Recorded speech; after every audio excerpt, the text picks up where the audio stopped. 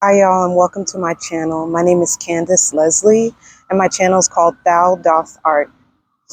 If you see me looking down, that's because I have my notes right here in front of me on my computer and I'm filming in the park and y'all, it's beautiful out here. It's like feeling like 70. I think it's like 73 today, which is crazy for October 30th, but here we go. Thank you, God, for this sun and weather. Thank you, Father. I'm a non-clinical art therapist. I'm a business owner and I'm a mouthpiece, and a mouthpiece for the Lord. Currently in life, I'm homeless and I'm waiting for a supernatural move of God to secure a new home for me and provide ministry locations for my new business. I'm currently on day 474 according to Google.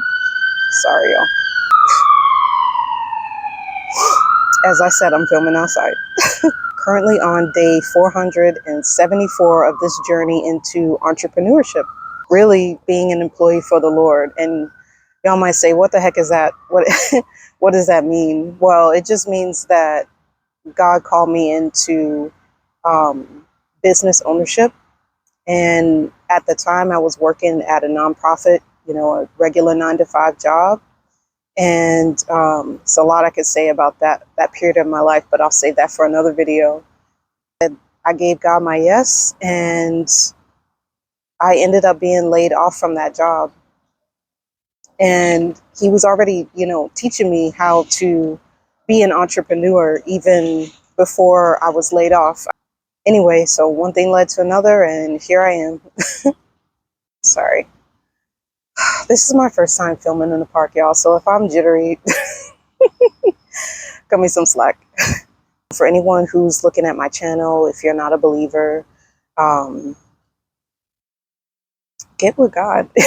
If you're not a believer, I will leave a prayer that you can pray to get into relationship with the Lord and seek Him and just understand what it means to walk in faith with Him and walk out life with Him. It really is a beautiful thing. The purpose of this video, I was led to do a testimony video several months ago. Around like back in May. And, I started to do the video. I did make a sort of testimony video more about being homeless and starting a business. So it was more kind of an instructional video, testimony, educational, instructional video, but it wasn't really a testimony. It wasn't really what God asked me to do. And I thought I was honoring, giving Him my obedience, and I wasn't. I was low key just nervous about it because I've never really, put things out. This is my first YouTube channel, and just still being in the season is kind of hard. It makes you feel all vulnerable and anyway, walking out life in faith with the Lord. Right now, I feel led to break it up into about 4 parts. We'll see how that goes. I hope it's not too long. Grab a snack, get cozy, and let's get into it. Life growing up. This is part 1. So prior to age 12, I grew up in a small town in Georgia, born and raised with my mom, my dad, my older brother, and my younger sister. And during that, period of my life, ages 0 to 12, things were pretty good. It was kind of like a regular, whatever you would deem a regular childhood with a 2-parent family home. It was a regular 2-family home. It was a little small. It was in the hood, but it was ours. And growing up, I remember we were happy. It wasn't the best neighborhood. There was I remember a lot of gang activity and stuff like that. But my dad worked at a car parts factory. My mom, she held down like different jobs. She worked at a hospital as a nutritionist. She worked at a bakery and a grocery store, and just other places around my hometown. But she was also, for a time, she was a stay-at-home mom, just taking care of me and my siblings. During that period, my brother and I, for a long time, it was just he and I. My sister so she's the baby, and for a time it was just myself and my brother, and we kind of grew up like best friends in that house, I remember running around the yard, making mud pies, playing in our little kiddie pool. I remember, we had friends across the street, two little boys, and they were kind of like the dog thieves around the place. They were our friends, and they were who we hung out with. We played. It wasn't the best house, it wasn't the best neighborhood, but we were very happy. Around kindergarten to first grade. Sorry, these squirrels are so funny. Kindergarten to first grade. Was when we were in that house. And so we ended up moving to another part of my hometown where my mother grew up. We moved into my mother's old childhood home that my grandparents still owned. It was a different side of town, larger house, much more spacious. My younger sister was on the way. We're still in the hood. I remember getting ready for school and walking to the car, and my mom having to fend off like some of the addicts that were trying to borrow her car, even though she clearly was taking us, driving us to school. But anyway, fenced around our property. We had a front and a backyard. We had two dogs, and my dad still worked pretty long shifts, so we mostly saw him either late at night or but really on the weekends. We kind of stepped it up in neighborhood friends and neighborhood and house and everything. In the house, my mom had all these kind of like medicinal plants all over the house, like aloe veras and things like that. I remember, the home just having a lot of light and being very botanical. I just remember a lot of space. We had a room just for my sister. Brother and I each had our own separate rooms, a enclosed patio space for the wintertime. Yeah, I just remember we had like a dining room and like a living room, which we didn't have before at the old house. I had my mom's old bedroom when she was a little girl growing up. So the same neighbor that right beside us is the same neighbor that she had when she was growing up. And this neighbor, he would, play his piano, and his piano room was right by my window. So I would kind of, take naps and hear him playing on the piano and things like that. I just remember it being very idyllic, playing outside with my brother, fall leaves kind of like this, and just really idyllic kind of childhood growing up. So cut to about mid second grade, a few months after my sister was born, we ended up moving to Alabama. And it was right across the Chattahoochee River, for any of y'all that know West Georgia and that side. So we were in the sister city of my hometown. We moved, I remember, in the middle of my second grade year. And that was a interesting transition. I remember kind of struggling in school because at my old school, the kids, we were all learning subtraction still and kind of just, grasping that. And at the new school that I moved to in Alabama, that second grade class, they were already learning multiplication. And, I remember my teacher telling me that, ooh, spider web? Mm-mm.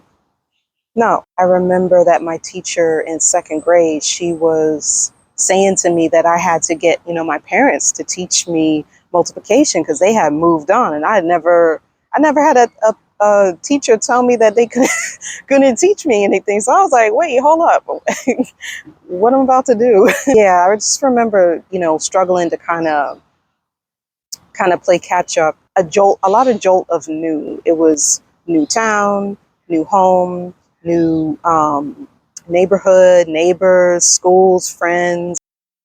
I remember it being kind of difficult to adjust, but it ended up mellowing out, and it kind of required me to learn how to play catch up pretty quickly. Despite all the adjustments and everything, that school and the area was very different from where we were before. So it was kind of like a more affluent subdivision. Our neighbors all had big two-story homes. There was, two-story was kind of like the minimum with a large yard. That was like the bare minimum for that subdivision. Something that we, as kids growing up, we weren't, our family wasn't used to. So we had a two-story house. We had stairs. I remember that being a big deal. We had a den, and the living room. We had a dining room and a foyer. That I'd never even known that word existed before that. And we had a deck at that home. The other thing was that not only did we have a front yard, not only did we have a backyard, but we had land. There were woods behind the behind the it was weird the way the house was set up, but technically our backyard that we used was our front yard and the front yard was our backyard. Anyway, maybe I'll draw little things so you can kind of see what I'm talking about. There was this kind of like woods behind our house. And, we were just kind of thinking that it was a part of the road, that strip of road that led to the highway that we weren't too far from. So you had to turn, you drove down that highway, you turned off onto that road to go up the hill. And once you kind of came up to that hill, that was the starting point of the road that led into our subdivision. Our house, from that entrance, was the first side that you would see entering the subdivision. There was kind of like this woods part that you kind of would say like it's a shoulder, but it wasn't. It was like I don't know, a gully or something. It was a lot of land. So we're thinking that was just a part of like the city property, the state, whatever. But no, we owned that land, and it was quite a lot. Brother and I used to play in the woods on that part of our land. Just thinking about it, like having land, saying that you have land. Like here in the city in New York, a come up is of having a backyard, let alone a front yard. It's pretty cool growing up in that house. It definitely was the come up house. We weren't the only ones that had land. There were people who had way more land than us. There were some people whose driveway was like this windy, road that went all the way up into the woods where you couldn't even see their house. That's how much land they had. It was a very affluent neighborhood. One of our neighbors, he was a judge and he lived down the road from our family. And I used to play with his daughter. And I remember his daughter being a little kind of bougie, kind of a little stuck up. Certain things I remember her asking me, and I'll be like, no. I'm like, at this point, like anywhere from 8 to 12, little childhood Candace is not really thinking in worldly terms. Her dad was a judge though, so she probably had seen and heard a lot more than I had at that time. But she would ask me things and I would just take it back to my mom and be like, why'd she ask me this stuff? And my mom would be like, We had other friends, like we just kind of had like a rotating pool of little neighborhood kids that we would hang out with. I remember it kind of being a little bit, like idyllic, like the other neighborhood. In that house, I remember summer nights sitting on the deck, catching moths and fireflies with my brother. Squirrel. It's just peace.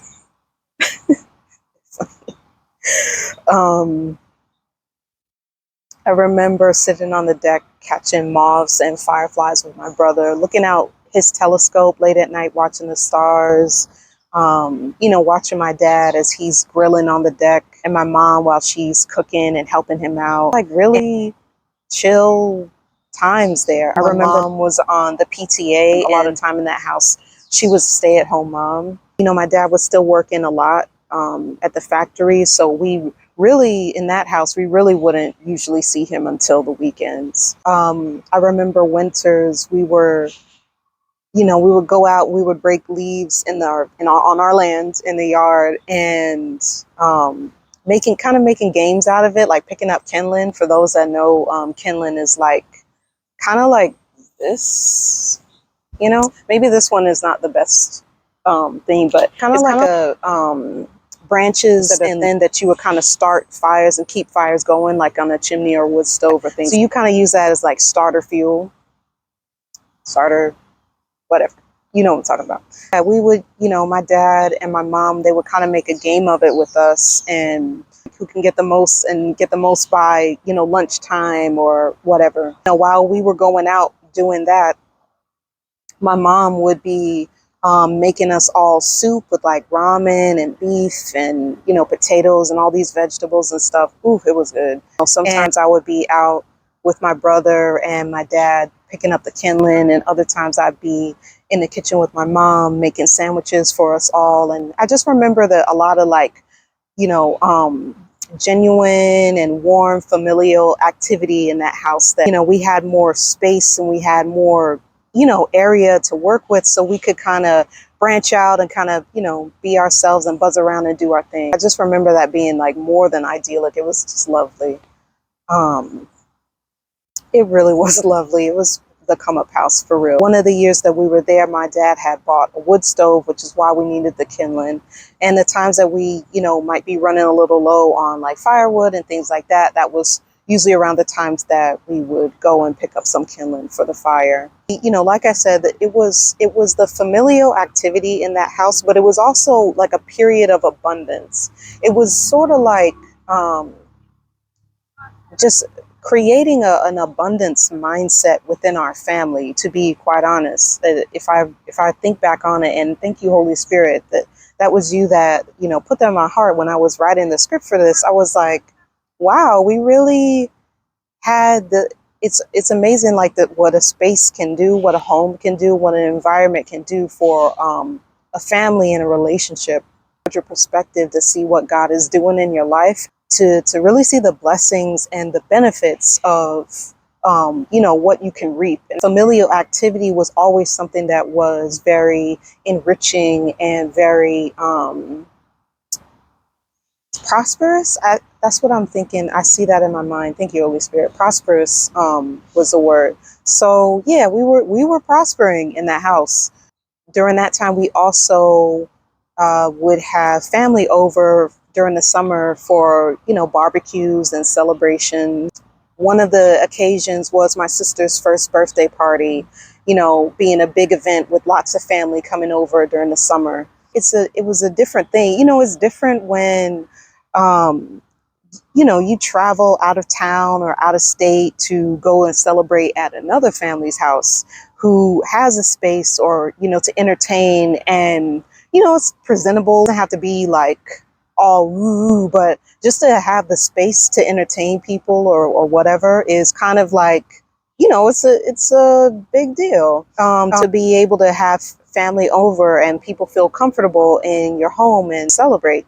All those years we were going to other people's homes, and now people were coming to our house. So that was like, oh, we kind of like made it, kind of thing. It definitely kind of felt like that. I remember even as a kid, I was like, oh, people are coming to our house now. Okay, it's, oh, we don't have to drive all the way to Atlanta. Okay. So it's kind of nice when even though you're entertaining, like you don't have to go anywhere afterwards. Like everybody else has to make a drive or a trip, or, go away. But even though maybe there's maybe a mess, you have to clean up, whatever, but you're still at home. Like you don't have to go anywhere. So that was, it just felt like luxury, we had the space to entertain. We had the area to entertain. I would just remember it being really nice, having cousins and uncles and aunties over, my grandparents over, and celebrating Thanksgiving, having like 4th of July at our home, barbecues and things like that. My dad being off of work and being able to,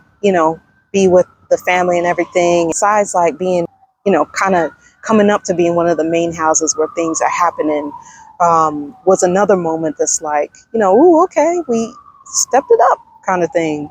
My parents, they really worked hard to create that living for us and that space for us. It kind of was like the place where we were living in a place of first fruits, if that makes sense. It was like our season of harvest, or we made it kind of season.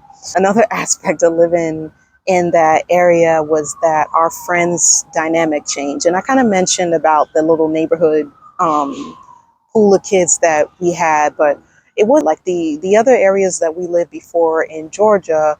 We kind of had more of a mainstay kids. We had kids that lived across the street from us. We had friends at school, but we also would see them outside of school, be invited to birthday parties, celebrations, things like that. It was different being in Alabama. The children there were kind of a little bit colder, a little bit more worldly.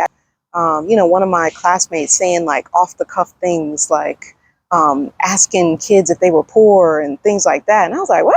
Like, it just wasn't things that me or my brother thought about growing up. It definitely was a shift. Our friends back in Georgia, we were playing Power Rangers and Teenage Mutant Ninja Turtles and things like that. Like we were thinking about Barbie gumball machines and asking for the latest, like, Playhouse, going to Chuck E. Cheese. We were not trying to think about socioeconomic statuses. So, I don't know what their parents were saying in their homes or whatever. It just was a shift. Yeah, and that classmate wasn't the only one. It's just, the neighbor girl that lived down the street from us. Our social kind of setting was different.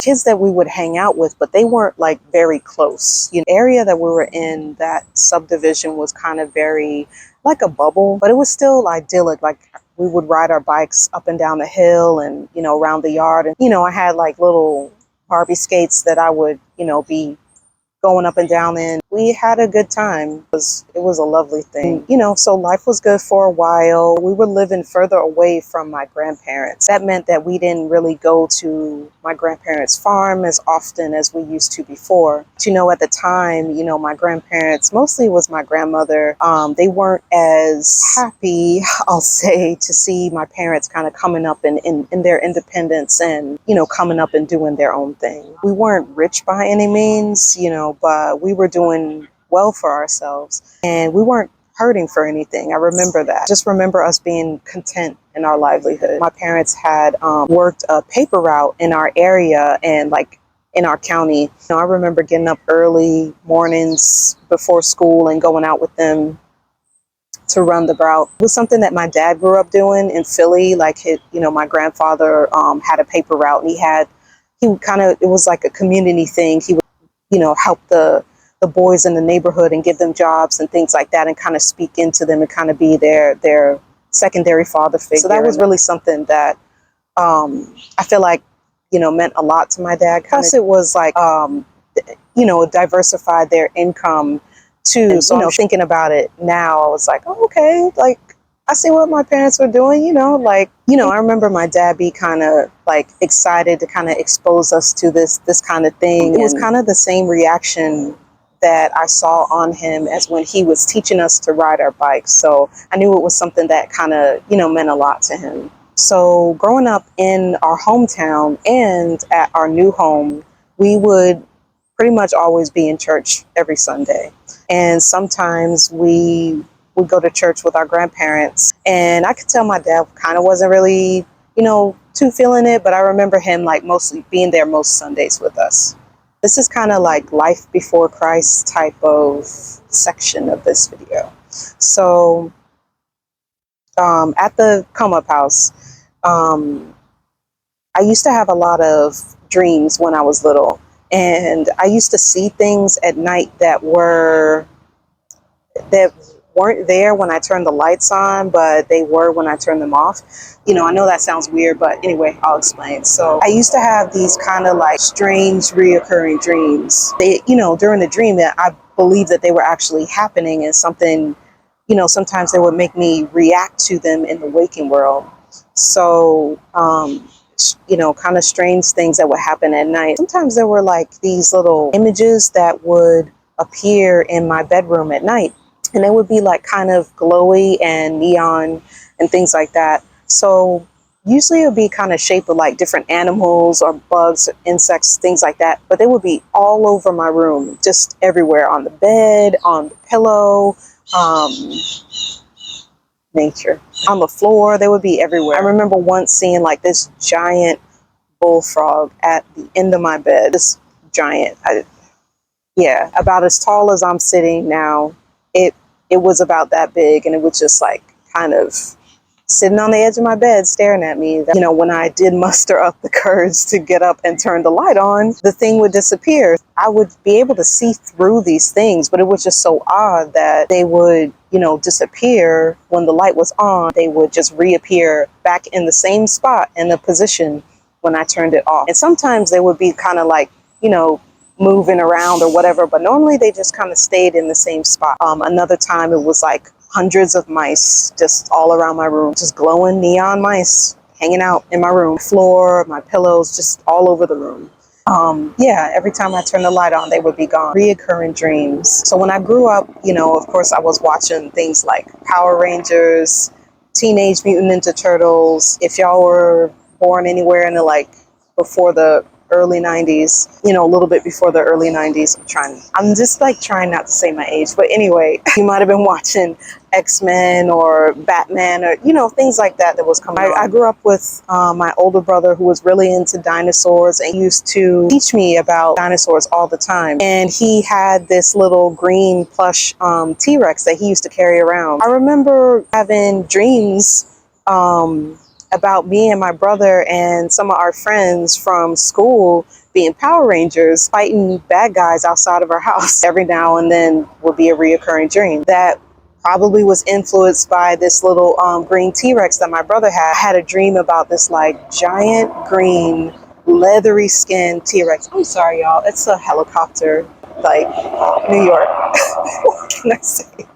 Forgive the sounds, y'all. Yeah, I remember this dream that I had about a giant green leathery T-Rex that was living inside of our garage. You know, we didn't even have a garage. Like, we had a carport and we didn't have a door over it, you know, so it didn't, but I knew in the dream that it was our house and that was our garage. And this is just how things were. And there was just a T-Rex, a giant green T-Rex that looked all, you know, ferocious, whatever, and was snarling and whatnot. And he would just pop out of the garage. Yo, these squirrels.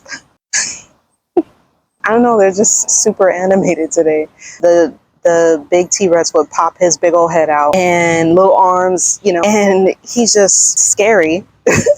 We don't know where he's come from. The whole, you know, you can't even see the whole body of him. It was almost like half of him lived in our garage and the other half lived in some other part of the world or the ether or wherever. That was a dream, and he would always just be snarling and it was just this reoccurring dream that would come up. It was strange, but it was really vivid. They always felt so real, I remember. Those are mainly things that happened prior to the come up house. Now I'm going to tell you about things that happened in the come up house. I remember kind of being introduced to my spiritual gifts. Of course, during that time, I didn't even know what spiritual gifts would be until I got into my late 20s, I would say early 30s. And, you know, I definitely didn't know anything about, you know, being a mouthpiece for the Lord or anything like that. You know, it's not something that a 8-year-old is thinking about. I remember growing up in that house, I used to pick flowers in the yard.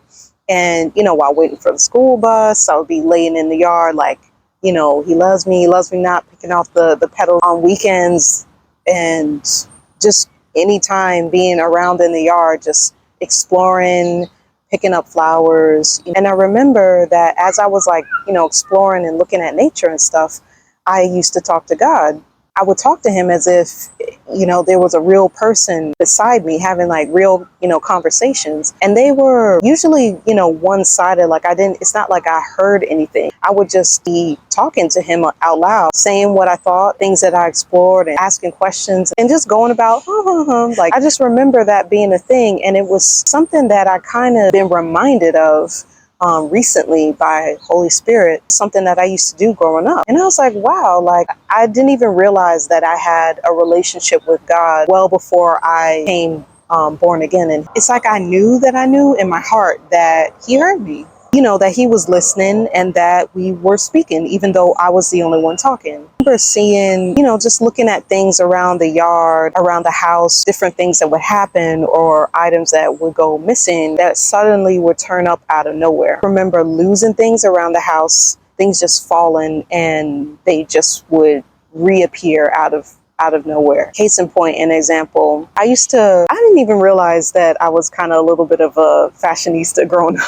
I think that was kind of my mom and my grandmother probably put that into me. You know, I used to wear little like pins on my clothes, and maybe it was just like, you know, a thing that kids did around that time. But my favorite one was this pin that was shaped like a mouse that was holding a little clock, and the little hands on it used to move and stuff. And I remember it being my favorite pin. I would wear it on my little jumpers and, you know, dresses and things, or my little vests, like, you know, be walking around like, you know, I knew that I looked good. Getting ready one day, already got dressed and ready for school, and I go to pick up my little clothespin, go to pick it up, and somehow it just fell out of my hand and it went to the floor.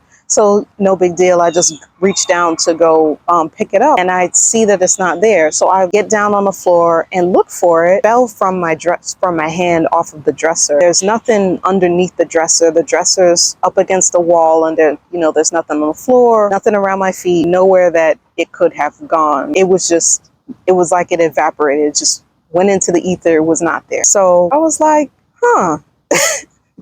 It was just a weird thing. It wasn't something that happened all the time. Thinking, okay, maybe it'll turn up. Coming back home from school and looking for it, and it's still not being there. You know how you think like, oh, maybe just like my eyes just didn't see it. No, it just wasn't there. Getting ready a few days later and kind of, going to reach for the pen because that was a part of my regular routine, and feeling the loss of not having to wear something that you usually wore all the time that you really liked, and that being gone. I remember like sighing and be like, okay, and kind of, all right, kind of type feeling. My little like first, second grade self. I remember just feeling like to look down on the floor by my feet down, and right there in front of my dresser was my mouse pen. It just turned up in the same spot that it should have been when I looked for it before. I just remember thinking how, it was supposed to be there. I had looked for it, wasn't there. Now it was there. A few days had passed since then. I couldn't really explain it. I just remember the feeling that I got when I saw it there. It was just this knowing that God was the one that had placed it there just for me, that he was watching me, that he was watching over me, and that he was real. And I remember it being, what I know now is a revelation, the weight of it, but also the comfort of it.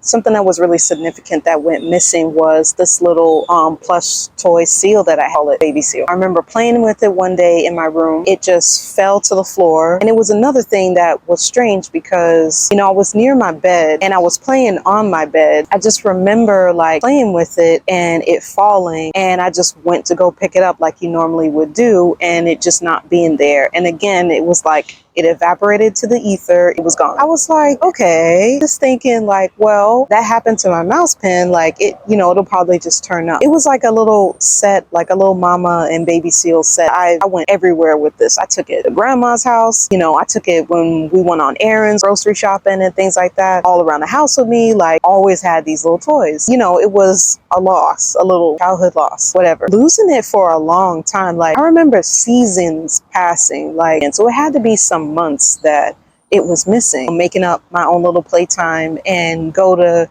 grab the little mama seal and remembering that the baby seal is missing and being like, kind of thing. So after a while, like, time passing, I was really starting to feel like, where is my seal? Like I remember being a kid thinking like, oh, it'll just turn up. A day passed, couple days pass, weeks pass, and sudden like seasons changing, and I'm like, okay, where is it? I went on another like little expedition to find it. I went hunting around my room. Man, I turned that room, I covered every square inch of that room. I even had some of my family helping me to find this thing because I'm petitioning to get my seal back and recover what I lost. I think we were coming back from like grocery shopping or something, and I was like, you're a little kid, but you're talking about like current events in your little life. And my current event was the loss of my little baby seal. And so I'm over here like, and it is just gone. And I looked everywhere, like, and I'm telling them like, the current status of the whereabouts of my seal are unknown. They had also, helped me look for it and everything. So my mom says, well, did you pray about it? And I remember there being like a little, like a light bulb that came up. And I was like, no, like just something that never occurred to me. For me at that time, prayer was something that my mama made us do at night, that you would say, kind of had like this regular little thing that you would kind of chant or repeat, thing that wasn't really heartfelt and really connected in a way. It's just something that your parents had you do. That concept of, praying for something that existed outside of the lines that, I was used to praying was very new to me. She kind of like quickly kind of explained like how you pray and things like that. Wow, how did a spider web just like get on my, I haven't even been sitting here this long, y'all, and the spider web is on my little camera stand. Okay, just making homes up on my equipment. Anyway. Really appreciating this little mini moment of gratitude. So I remember, my mom kind of sparking that little piece of prayer time into me and telling me how I should petition to God. I did. After, still hunting around for this thing, trying to do it on my own or in my own way, the way that I knew how, and no results. Decided to get my little self down on my knees that one night and just pray to the Lord. I don't remember it being really lengthy. The prayer kind of consistent of, Lord, I don't know where, that my seal is gone. I know that that my little baby seal that I care about is gone. I don't know what happened to it because it doesn't make sense, but I know that you can see everything, so you know where it is. I know that it was you that found my mouse pin. So if you found my mouse pin, I know that you can find my little baby seal. So I just remember, asking for it and saying, I know that that it's what happened, and I know that you can do something about it. Like, I can't do anything in my own strength about it, so I'm asking for you to do something about it. I want to say a few weeks go by, a few more weeks went by, maybe even a month went by, and more times of me trying to search for this thing on my own and it yielding nothing again, just letting it go and all right, well, it'll turn up when it turns up. When it turns up, I already gave it to God and it'll happen when it happens. So quite a bit of time had passed, and one day it was just like a regular day. We were coming back from a long day of outings and running errands and maybe picking up from school or something like that sort of thing. And I remember, like, I wasn't really thinking about the seal being gone. I had stopped fretting about it, and it'll just turn up eventually type of thing. And we came back from the house, and I remember going into my room to get settled after a long day and hearing my mom yell from another part of the house, reminding me to do something. I was like responding back to her and just buzzing around my room or whatever, putting things away, putting my coat away. Everything was just regular. All of a sudden, I went to go pick something up and I just saw my little baby seal in the place where I had just happened to go. I remember going to reach for like a book or a magazine or something in a place that was completely different from where I had been playing and lost the seal before. It was in another corner of my room that I didn't actually even go to very often, to be honest, and finding the seal just there. And it did, I just remember thinking how much it didn't make sense and how much nobody had been in the house. Like, my dad was working, my mom and my siblings, we had been all out. Nobody had been in the house. And pretty much the whole day, like, nobody had been in the house. And I hadn't seen it before the morning that we had left. I think we had left pretty early that day. So it didn't make sense. No one had claimed to have found it. But nobody was really, that was my little issue. Nobody was really like trying to hunt down the seal for me type of thing. It was just like a little 8-year-old problem. I just remember being so surprised about it because it was unexplainable. It was just like, if that was my first introduction to miracles, I would have said that would have been my first, because it just seemed miraculous that it would just be there out of nowhere and right where I just happened to be going, in a place that I didn't even go very often at all. I think I probably went to that area of my room maybe once a month or twice a week or something like that. It really wasn't a spot that I frequented. But I remember talking to my mom about it from time to time afterwards. And I remember her reminding and talking to me about God and how he can do the unimaginable. I just remember her telling me, that's why I tell you to say your prayers at night. That's why we say grace over dinner. And we used to have the 23rd Psalm framed in our kitchen growing up, and in our kitchen, and I think in our den growing up.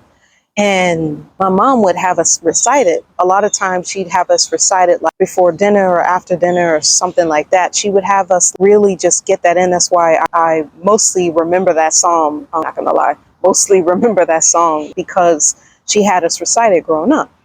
And so it was a new, I don't know if it was an epiphany, but it was just a new kind of thinking to me, to think that you could ask God for something and the thing that you asked for could actually happen. And even though you didn't see God, and even though you didn't hear from God, he could make things happen in your life. So that was just a new, totally new concept for me. So I remember thinking ever since then, and that finding my little baby seal, praying for it, and it just appearing, I remember that deepening my thoughts about prayer.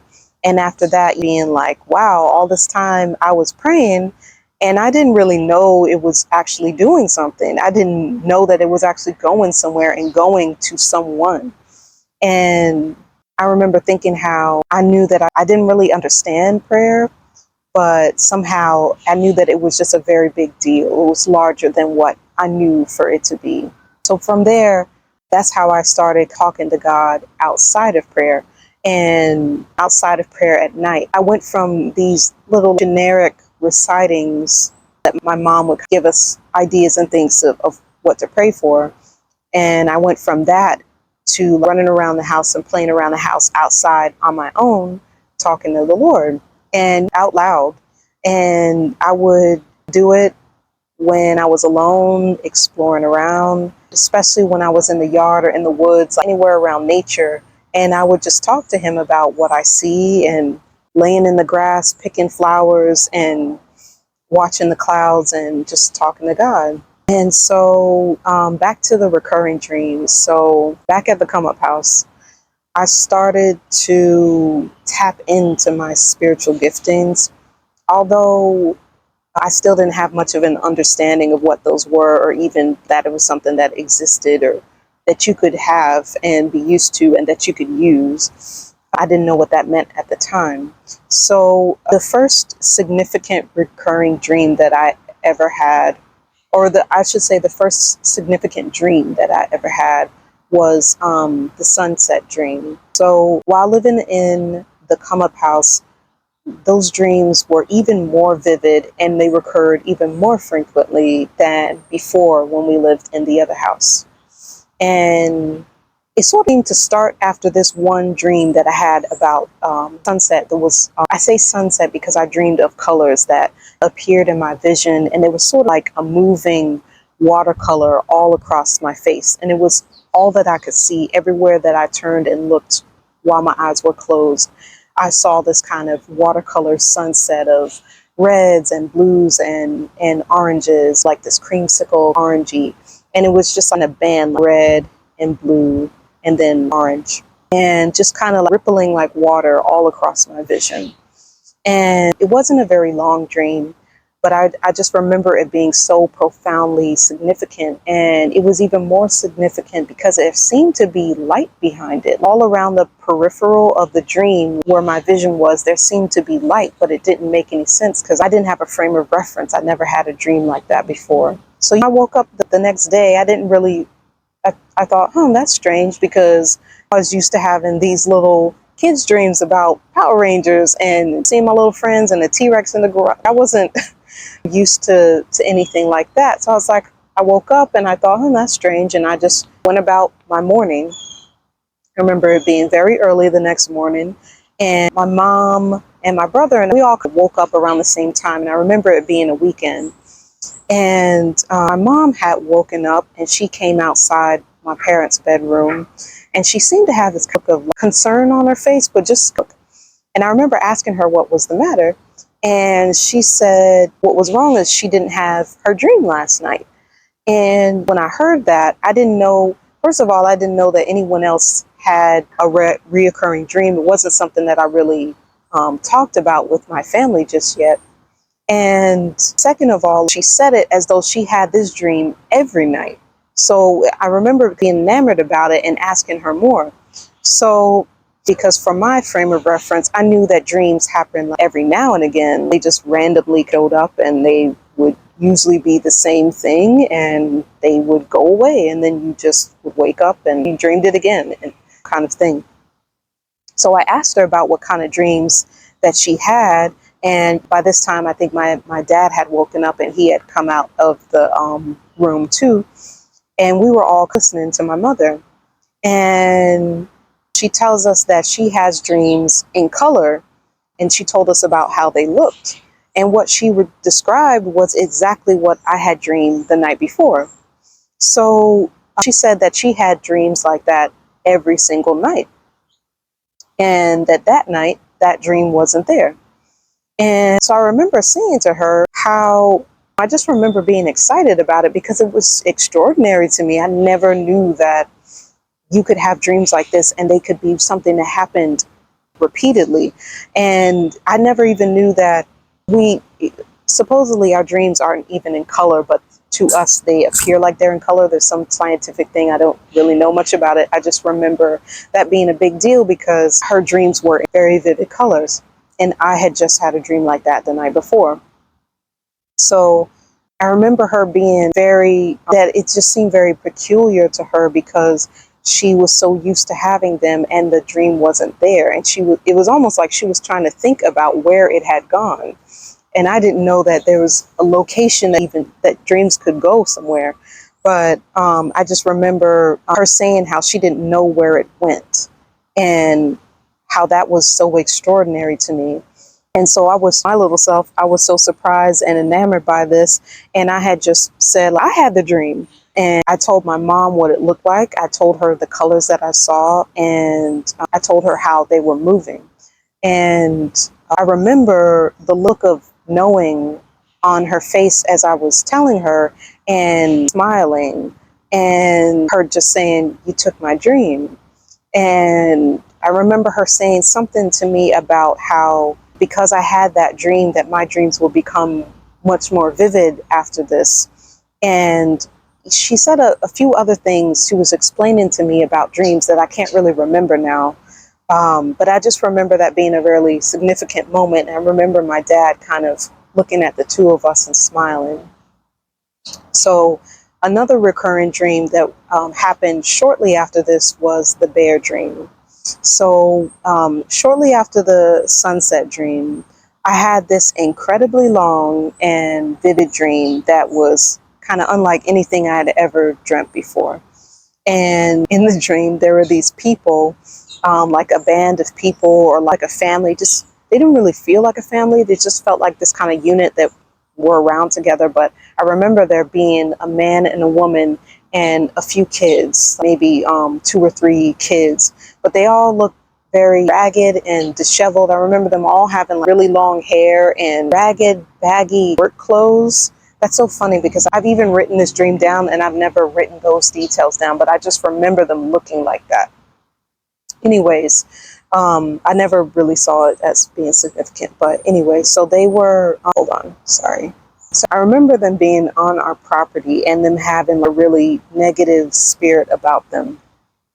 And they were walking up to our house from the road that I mentioned that they were standing at the edge of our driveway, but the road that we lived off of, again, was like you turned off of a highway and went onto this, turned onto this road that had all just forests on either side of it, and you drive up this hill, and then the next turnoff is the entry point to the subdivision where we lived, and our house was right there on the right. So when you turned into the subdivision, you could just literally turn right into our driveway. But these people were walking up that road from the highway and walking up to our house. So that was a very odd thing to do. You know, lived in a very rural place. You definitely needed a car to get around. So this was an odd thing to be seeing a family like walking up from a road like that in the dream. And when they came up, I just remember,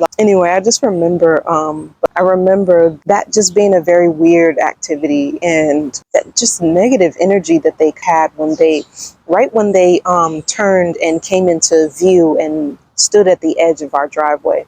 So, sorry, I lost my place again. Remember that from the inside. So I remember that me and my family, it was almost as if we could sense something coming. And we were just at the window looking, and we saw them come up from the road and stand at our driveway. And they were looking from the road up at us while we were on our second floor looking at them from the window. And I just remember from the inside of our house how I could feel how much these people didn't belong in our neighborhood. They didn't belong at the edge of our driveway. And how they felt just otherworldly is the only way I could think to have described it, looking back. And how I could feel that their intention towards our family was harmful. and they were looking up at us from the end of our driveway while we were looking down at them. And in the dream, I could see and feel that they just did not mean us any good. And I remember us fleeing from our house because they were trying to get at us, and they had actually gotten broken into our house. And I remember we weren't physically in the dream, we weren't physically seeing them, but in my mind's eye in the dream, I could see them rummaging throughout our house, going through things and destroying things and breaking things, trying to get at us. But really, it just seemed like destruction was their main motive. And they were trying to destroy us, destroy our house, but really just destroy our family structure. And so by them trying to and gaining access to our house, it seemed as though I remember cabinets being rifled through, and the noises of strangers running through your household and tossing things around and breaking things. And it was like they came to just destroy and provoke. And I remember my family and we snuck downstairs past them. We got into our car and we drove away. So, we turned the corner to go out of our driveway and down that road, from the top of that hill down the road to the highway. So we're driving, and of course, in the dream, this seems like a very lengthy process, more lengthy than it would have been in the natural. But in the dream, things just feel way more dramatic and dynamic and all of these things. So this felt like the longest process ever. And so we're driving down this continuous road, and I remember our family kind of looking forward, impressed, oh, we have to get away. And I remember turning around and looking out the back window, just looking at them and seeing how far they are if we're putting some distance between ourselves and them. And so they were sitting at the top of the road, and they were just looking down at us. And somehow they seemed to have united, like combined, to turn into this great big bear. And it became this giant, feral, snarling grizzly bear with this really shaggy, ragged fur. And it was just growling and snarling and roaring at us. And it was enormous. It was bigger than our car, was charging after us. And so, of course, in the dream, our car seemed to be going slower than this bear moving so quickly behind us, coming towards us. And because in the dream, always has to be lamped up to 360, whatever. And so we stopped looking in the rearview, and we're trying to speed off down this highway. And it's as if the road just was a never-ending incline that we were trying to descend down, and we should have been moving faster than we were, but it just felt like we were going like molasses pace, even though in the dream I could feel that my dad was flooring it. So this bear seemed to just be ever approaching behind us.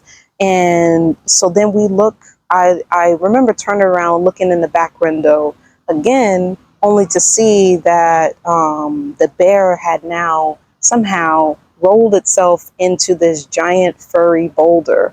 I know there's a lot of transformation happening in this dream. And so it turns into this giant furry boulder and rolls down the road at this increased, incredible speed.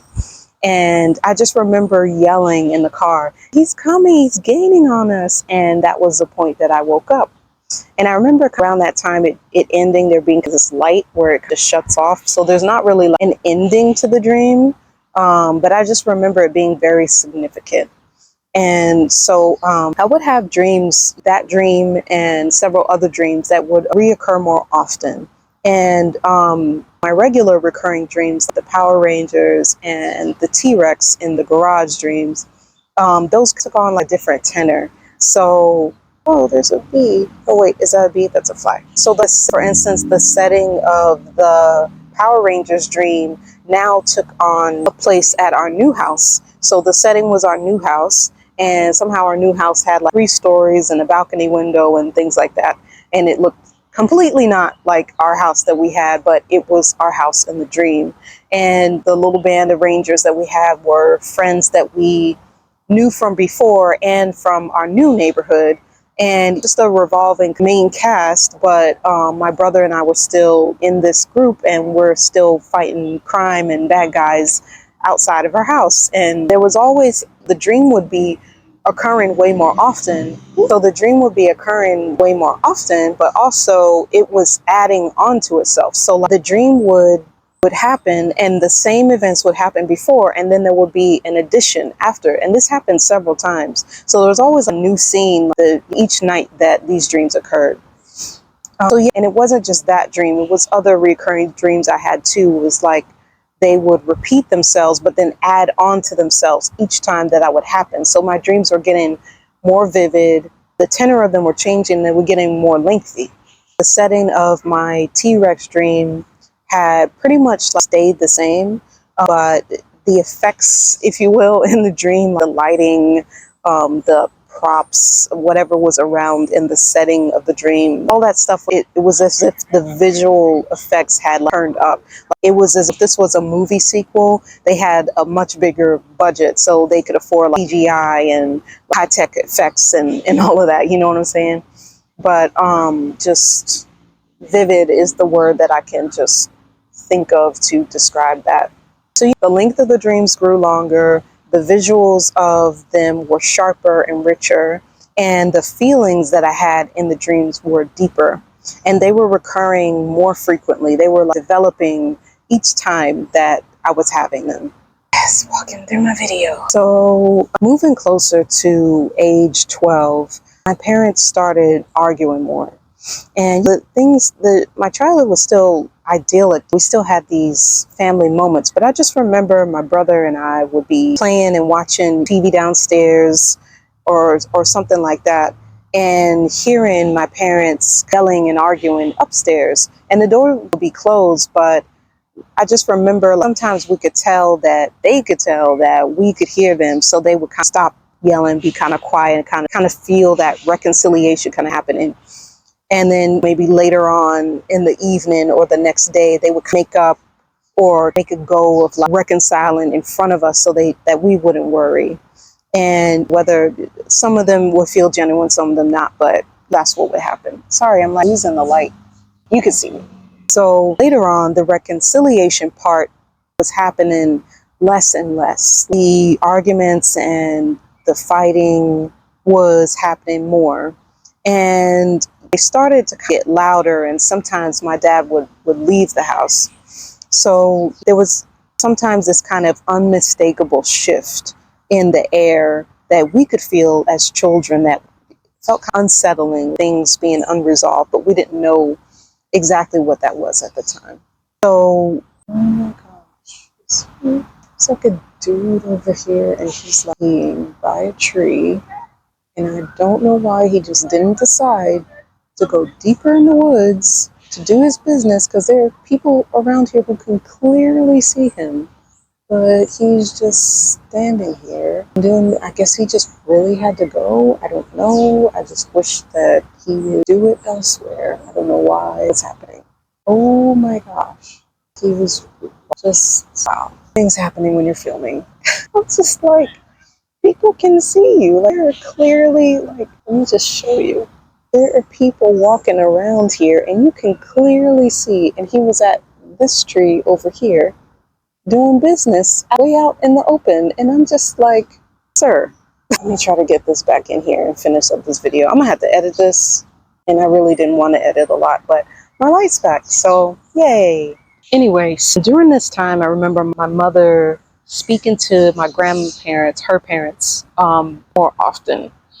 And sometimes things would happen right in front of us kids in ways that we didn't understand in the moment, but looking back seemed crazy for you to allow your kid to see or to hear growing up.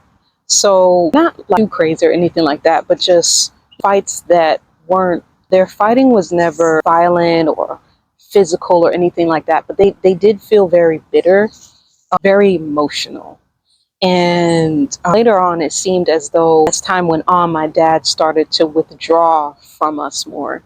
And not just from my mother, but from us as a family more. I would just remember seeing him even less on the weekends. And he already worked late shifts and things like that. So it was just seeing him much less frequently even though he lived with us, and not really knowing what that meant or where he would go or things like that. But just, I remember that happening. And I remember much of that time, my mother talking to him and interacting with him when he would be around. And oftentimes that was not only just arguing, but more so like her pleading, trying to draw my dad back. And it just very emotional. Sometimes they would be kind of reconciliatory tones, and other times it would be as though she was clearly upset about something that happened. And other times it would be just like anger. And so to not really see him as much and then see him along these lines is what I mean about like your kids being exposed to different things like that. And looking back, I remember there was this kind of aloofness that seemed to be around my dad, and it seemed to be caused by a lot of things that I still don't fully understand to this day. But one thing that I understand that seemed to exacerbate the situation was my grandparents' involvement, mainly my grandmother's involvement. I guess I should say interference. My grandmother was known notoriously for her and other relatives interfering in personal relationships, marriages, and even breaking up marriages in the family. There were just several stories about that being happening. And it wasn't just her, it was her and other relatives in the family, but she was always amongst the breaking up of the separation or the dismantling of a marriage unit or something like that, or a family unit, or it usually was like a marriage unit that I would hear. And so the other thing that my grandmother was notorious for was not really seeming to have the best interest in mind for my mother. And even growing up as a little kid, I just remember how I would notice how she would be just very cold towards my mother, and just her demeanor, the things that she would say, how she would act around her. She did not hide it at all. And I remember her appearing to be definitely loving towards my uncle, my mom's brother, and being loving toward relatives and things like that, and church members and things like that. But towards my mother, my father, even us kids, like me and my siblings, just being very cold and distant. And she wasn't always like this. My grandmother did take time out to teach me how to sew and teach me to cook certain things, even though, as a kid, I didn't really want to learn, always interested to learn these things. But she did take time out to try to spend quality time with us at my mother's urging. But there was still, it wasn't like, I had more of the grandmother type of feelings, like Nona, Nana, those type of feelings towards my dad's mother, more, and my grandfather feelings towards my grandfather than I did towards the paternal grandfather and the maternal grandmother. So I hope that made sense. So anyway, I just remember that coldness and the coldness towards my mom that kind of seemed to come towards our family. And oftentimes, thank you, Holy Spirit. I remember other times where finding out or witnessing my mom or hearing about my mom seeking advice from my grandmother and her not giving her the best advice. And I don't know if this was intentional or intentionally trying to do things or set my mom up or put her in a bad position. But I just remember anytime that my mother would seek advice from my grandmother, it just did not end well. I remember my grandmother giving my mother advice about a job that my mother had at a hospital, and she wanted to receive more pay and receive a raise. And my grandmother telling her how to go about it, and gave her the advice to take a more of a demanding standpoint on it. And my mother ended up losing her job behind that. And I remember just other times that my mother would seek advice from my grandmother, try to lean on her, and it just not yielding something negative. Or it wasn't as though my grandmother didn't do anything for us. She did several things for us to help us growing up. But most of the time that she did things for my family or things for my mother, there were always strings attached or sort of IOU attached to it that was like a transactional type of thing, more so than like, your family, you are my blood relation, you're my daughter, I'm going, of course I would do for you. And of course there's no talk of anything. She would have these interactions with other people, but when it came to my mother, it was almost like it was a contractual, transactional type of deal to it. So I don't really know why my mom would continue to seek advice from her, continue to rely on her. Other than that, maybe she thought that that was the only support that she had after my grandfather, especially after my grandfather had passed, and she wasn't as close to other members of our family, or maybe just not want her in her business, want them in her business. But she continued to reach out to my grandmother, and there just wasn't that love that a mother and daughter would have. It just wasn't really there. And I hate to say it like that, but that's kind of how it was. And oftentimes it felt as though while everyone else was seeing a different side of my grandmother that was more warm and loving and communal and things like that, and doing for and buying for others and supporter, champion type of thing, and matriarchal type figure, my family, we were receiving what it kind of felt like the real side of my grandmother that just had much less sparkles and all of that. And you don't get me wrong, there were moments where she did show love towards us in other ways. It's just the way that she communicated that in her love language towards us was a very different thing than her love language to the rest of our family and just others in general, community and in her church. And then other things, like when she would help us out, and she did help us in other ways, she just very much made sure to let us know that her coming through for us was attached to certain strings or attached to an understanding that there would be reciprocation for what she did for us. And mainly she was just who she was with us. I remember her being someone that didn't really care for animals too much, which was completely opposite from my grandfather, who was a farmer and who did have livestock, chickens and cows, and not to mention dogs and cats and things like that. So it was an odd thing for someone to be married to a person who, had not only had crops and things like that, but also cared for animals and had livestock. And to see this just warm, loving man who grew anything that he touched, to seeing this kind of cold and, I don't know, distant or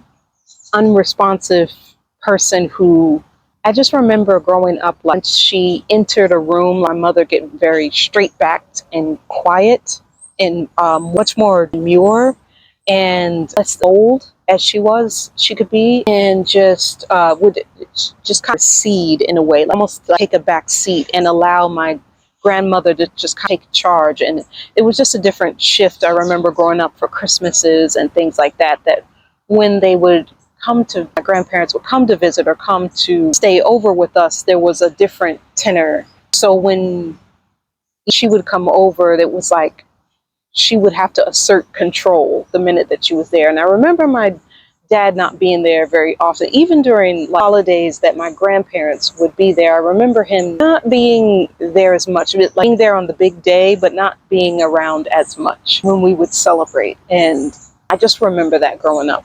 But it was just a different thing, an odd thing to see a grandfather.